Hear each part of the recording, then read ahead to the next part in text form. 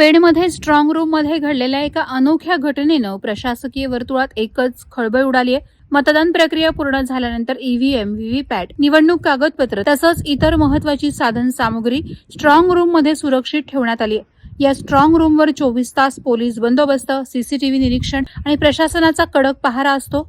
मात्र सकाळच्या नियमित पाहणी दरम्यान स्ट्रॉंग रूमचा दरवाजा किंचित उघडा आढळून आला. त्यामुळे अधिकाऱ्यांमध्ये एकच खळबळ उडाली आणि सुरक्षिततेबाबत शंका निर्माण झाल्या. तात्काळ वरिष्ठ अधिकाऱ्यांना माहिती देऊन सीसीटीव्ही फुटेज तपासण्याचे आदेश देण्यात आले. फुटेज तपासल्यानंतर धक्कादायक वास्तव समोर आले. दरवाजा कुठल्याही व्यक्तीने उघडलेला नसून दरवाजाजवळ खेळणाऱ्या उंदरांच्या हालचालीमुळे दरवाजा उघडल्याचं स्पष्ट झालं. या संपूर्ण प्रकाराबाबत तहसीलदार तानाजी शेजाळ यांनी उपस्थित अधिकारी आणि कर्मचाऱ्यांना सीसीटीव्ही फुटेज दाखवलं.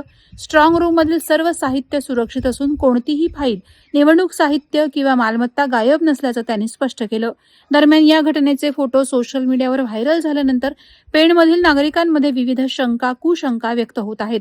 काहींनी सुरक्षेवर प्रश्नचिन्ह उपस्थित केलं तर काहींनी प्रशासकीय निष्काळजीपणावर टीका केली. सीसीटीव्ही फुटेजमुळे शंका दूर झाल्या असल्या तरी उंदराची करामत म्हणून ओळखली जाणारी ही घटना सध्या पेणमध्ये चर्चेचा आणि हास्याचा विषय ठरली आहे.